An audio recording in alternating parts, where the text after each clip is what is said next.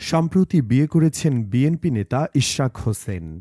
তার স্ত্রী নুসরাত খান রূপে গুণে যেন সিনেমার নায়িকাদেরও হার মানানোর মতো।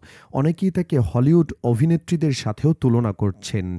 তবে কেবল ইশরাকের স্ত্রী নন, বিএনপির আরও এমন অনেক নেতার স্ত্রী মহাসুন্দরী, যাদের নায়িকাদের মতোই লাগে। চলুন তেমনি 10 জনের সম্পর্কে জেনে নেওয়া যাক।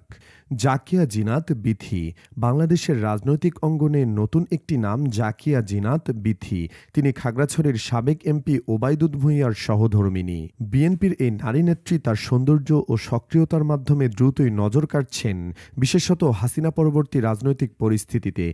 তবে তার এই উত্থান নিয়ে যেমন মুগ্ধতা রয়েছে, তেমনি তৈরি হয়েছে নানা প্রশ্ন ও সমালোচনা। জানা গেছে, জাকিয়া ওয়াদুদের দ্বিতীয় স্ত্রী। এর আগে তিনি একটি বিয়ে করেছিলেন ও সেই সংসারে বেশ কয়েকজন সন্তানও আছেন। তবে প্রথম স্ত্রীর বিষয়ে কোনো আপডেট জানা নেই। জানা যায়, জাকিয়া জিনাত বিথি 2023 সালের 1 সেপ্টেম্বর বিএনপির 45তম প্রতিষ্ঠা বার্ষিকী উপলক্ষে খাগড়াছড়ি জেলা বিএনপির ব্যানারে অনুষ্ঠিত একটি বড় র্যালিতে প্রথমবার প্রকাশ্যে আসেন।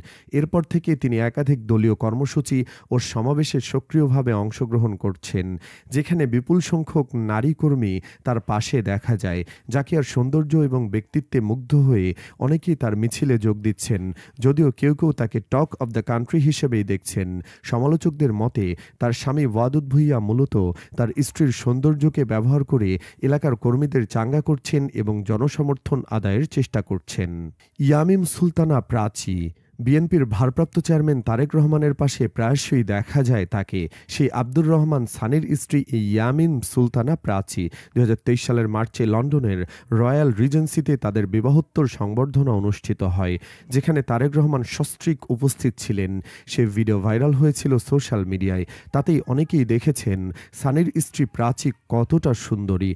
জানা গেছে, প্রাচীর বাবা রাজিউর রহমানের আদিবাড়ি বাংলাদেশের কুমিল্লা সদরের 13 নম্বর ওয়ার্ডের দক্ষিণ চট্টা এলাকায়। সপরিবারে তারা লন্ডনেই থাকেন। বিপরীতে ব্রাহ্মণবাড়িয়ার আখাউড়ার আলহাজ ফজলুর রহমান ভূঁইয়ার ছেলে আব্দুর রহমান সানি বাংলাদেশ পলিটেকনিক্যাল থেকে পড়াশোনা করে বর্তমানে লন্ডনের কিংস্টনে বসবাস করছেন। দলের ভেতরে স্থানের গুরুত্ব অপরিসীম। তারেক রহমান যে মঞ্চে বক্তব্য রাখেন, সেখানে প্রায়শই পেছনে ছানির জন্য একটি চেয়ার রাখা হয়। এমনকি দলীয় নেতাকর্মীদের মাঝে এমন ধারণা প্রচলিত আছে যে স্থানের মন মেজাজের ওপর অনেকটাই নির্ভর করে দলীয় নেতাদের রাজনৈতিক ভাগ্য। তারেক রহমান বা বেগম খালেদা জিয়ার সঙ্গে দেখা করতে যাওয়া যে কোনো নেতার জন্য স্থানের অনুমোদন অপরিহার্য বলে ধারণা করা হয়। সামাঞ্জা খান।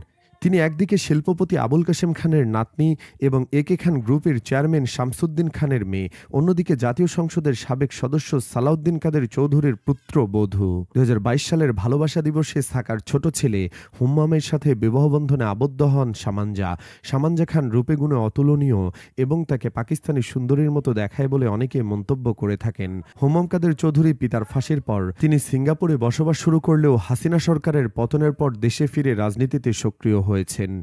আগামী নির্বাচনে তিনি চট্টগ্রামের কোনো আসন থেকে ধানের শীষ প্রতীকে লড়বেন। রোশনা ইসলাম। ইনি জাতীয়তাবাদী গণতান্ত্রিক আন্দোলন এনডিএম-এর চেয়ারম্যান ববি হাজ্জাজের স্ত্রী। রূপে গুণে অনন্যা, রোশনা ইমাম একজন গুণী ও মেধাবী নারী। তাদের দুটি মেয়ে রয়েছে, ইনায়া হাজ্জাজ এবং নায়াশা হাজ্জাজ।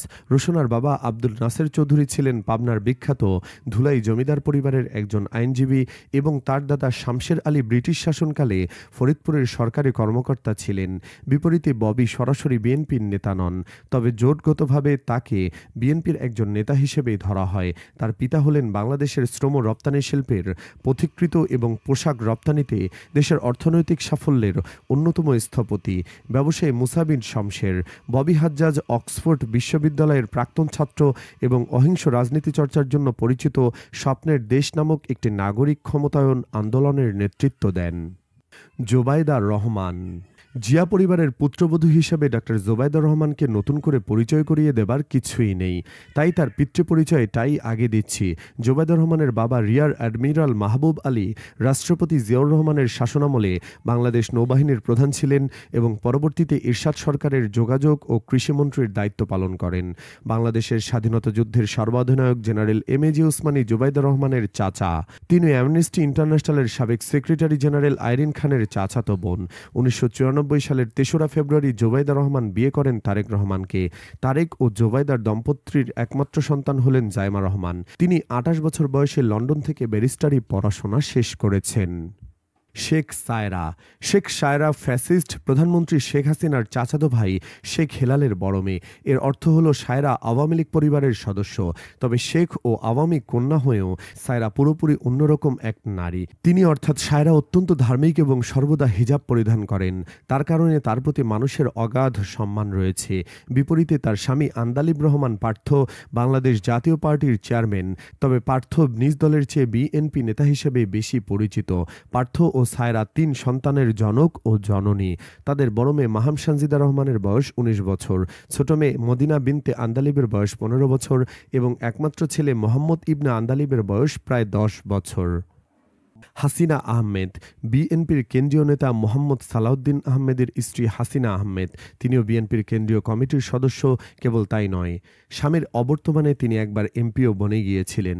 সালাউদ্দিন আহমেদ ৩ বার এবং হাসিনা আহমেদ একবার সংসদ সদস্য নির্বাচিত হন। ১৯৯৬ সালে সালাউদ্দিন আহমেদ অল্প বয়সের ব্যবধানে ২ বার এবং ২০০১ সালে একবার সংসদ সদস্য নির্বাচিত হন এবং এরপর ২০০৮ সালের নবম জাতীয় সংসদ নির্বাচনে তার স্ত্রী হাসিনা আহমেদ নির্বাচনের ১৩ দিন আগে প্রার্থী হয়ে এ আসনে বিএনপির জয়ের ধারাবাহিকতা ধরে রাখেন। তিনি প্রথমবারের মতো প্রার্থী হিসেবে স্বামীর চেয়ে বেশি ভোটের ব্যবধানে আওয়ামী লীগের প্রার্থীকে পরাজিত করে পুরো কক্সবাজারবাসীকে চমক দেখান। আফরোজা বিএনপির অন্যতম শীর্ষ নেতা মির্জা আব্বাসের স্ত্রী। ১৯৮৩ সালের ১৩ জানুয়ারি তাদের বিয়ে হয়। যে ৪১ বছর আগে বিয়ে হলেও আফরোজাকে এখনও যুবতী মনে হয় এবং তার রূপ লাবণ্য ২৩ বছরের তরুণীদেরও হার মানায়। এই দম্পতির 2 ছেলে ও 1 মেয়ে রয়েছে। আফরোজা আব্বাস বাংলাদেশ জাতীয়তাবাদী মহিলা দলের কেন্দ্রীয় কমিটির সভাপতি। তিনি পাবনার মেয়ে। পড়ালেখা শেষ করেছেন ঢাকা বিশ্ববিদ্যালয় থেকে। মূলত ২০১৫ সালে অনুষ্ঠিত ঢাকা দক্ষিণ সিটি কর্পোরেশন নির্বাচনে দিয়ে দৃশ্যপটে আসেন আফরোজা আব্বাস। সেই নির্বাচনে ঢাকা দক্ষিণ সিটির বিএনপির মেয়র প্রার্থী হিসেবে মনোনয়ন পেয়েছিলেন মির্জা আব্বাস। কিন্তু নির্বাচন চলাকালীন তিনি জেলে থাকায় স্বামীর হয়ে প্রচারণায় নামেন আফরোজা আব্বাস। তাহমিনা জামান শ্রাবন্তী বিএনপি নেতা লুৎফুজ্জামান বাবরের স্ত্রী তাহমিনা জামান শ্রাবন্তী অত্যন্ত সুন্দরী, মার্জিত স্বভাবের এবং একটি সম্ভ্রান্ত পরিবারের মেয়ে। ১৯৮০-এর দশকে বাবরের রাজনৈতিক জীবন শুরুর সময় একটি পারিবারিক অনুষ্ঠানে তাদের প্রথম দেখা হয় এবং ধীরে ধীরে তাদের মধ্যে ভালোবাসার সম্পর্ক গড়ে ওঠে। ১৯৮৭ সালে তারা বিবাহ বন্ধনে আবদ্ধ হন। এখানে শ্রাবন্তীর রূপের থেকেও গুণের প্রশংসা বেশি করতে হয়, কারণ বিয়ের পর শ্রাবন্তী স্বামীর রাজনৈতিক জীবন ও পারিবারিক দায়িত্বের চমৎকার সমন্বয় ঘটিয়েছেন। আপনারা তো জানেন ২০০৭ সালে লুৎফুজ্জামান বাবর গ্রেপ্তার হন। তারপর শ্রাবন্তীর জীবনে দীর্ঘ সংগ্রামের অধ্যায় শুরু হয়। স্বামীর কারাবাসের সময় তিনি অগণিত চ্যালেঞ্জের মুখোমুখি হয়েছেন। একদিকে বাবরের মুক্তির জন্য আইনজীবীদের সঙ্গে যোগাযোগ এবং মামলার কার্যক্রম পরিচালনা, অন্যদিকে সন্তানদের লালন পালন সবকিছুই তিনি একাই সামলেছেন। ১৭ বছর ধরে বাবর কারাগারে থাকাকালীন শ্রাবন্তী একা পুরো পরিবার পরিচালনা করেছেন এবং এর বাইরে নিজেও রাজনীতিতে সক্রিয় হয়েছেন। বন্ধুরা, রূপ তো কত মানুষেরই থাকে। রূপ ছাপিয়ে গুণের দিক থেকে আপনারা কাকে সর্বোচ্চ মার্ক দেবেন? কমেন্টে যে কোনো একজনের নাম জানাতে পারেন। ধন্যবাদ।